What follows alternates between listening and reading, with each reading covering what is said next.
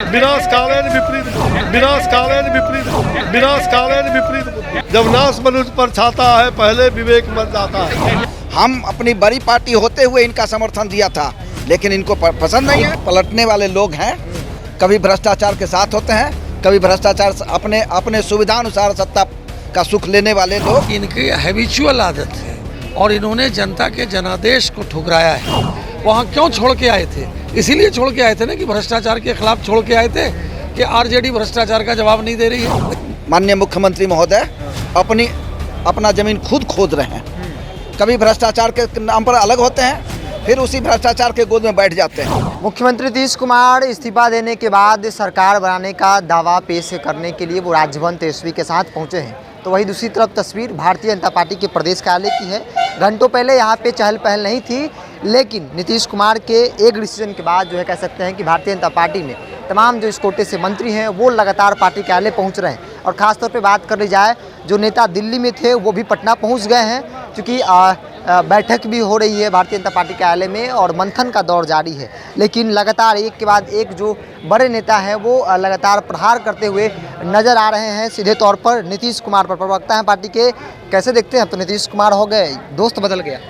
देखिए, सवाल ये है कि इनकी हैबिचुअल आदत है और इन्होंने जनता के जनादेश को ठुकराया है। जनता ने जो जनादेश दिया था वो एनडीए को दिया था, तो आज ये हैबिचुअल है। अगर आप देख लीजिए, इनको जवाब देना चाहिए कि 14 में क्या स्थिति थी, कितने एमपी थे, 19 में फिर कितने एमपी हुए,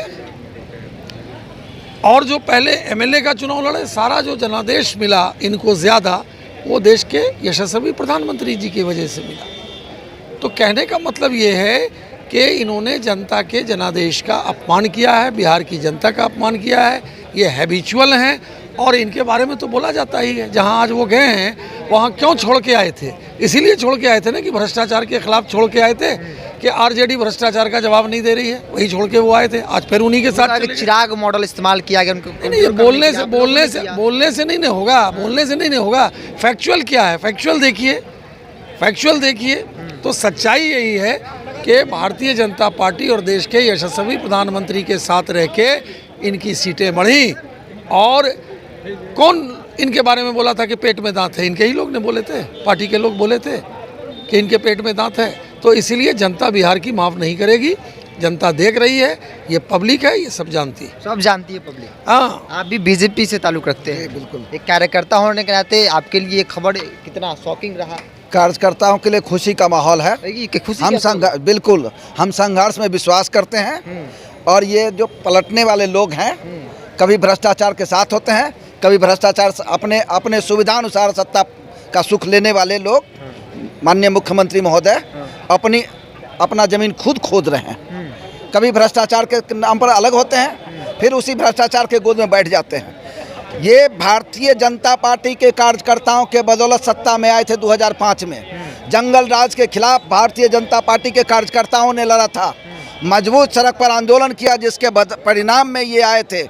हम अपनी बड़ी पार्टी होते हुए इनका समर्थन दिया था, लेकिन इनको पसंद नहीं है। कार्यकर्ता को होने के नाते क्या सोचेंगे कि अब अकेले लड़े बीजेपी चुनाव? बिल्कुल मजबूती के साथ लड़ेंगे, हम संघर्ष करेंगे, 365 दिन संघर्ष करेंगे। तो चलिए, अश्विनी चौबे हैं, वो भी यहाँ पे पहुँचे हैं।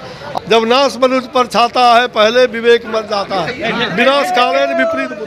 चलिए, नाश मनुष्य पर छाता है तो पहले विवेक मर जाता है। अश्विनी चौबे ये 2 लाइन कहकर अंदर चले गए और बैठक के बाद क्या कहेंगे, क्योंकि लगातार एक के बाद एक जो बड़े नेता हैं वो लगातार नीतीश कुमार पर हमलावर है। यहाँ तक कि पलटू राम की जो है वो संज्ञा दी जा रही है, जो पहले लगातार विपक्षी पार्टियों की तरफ से कही जा रही थी।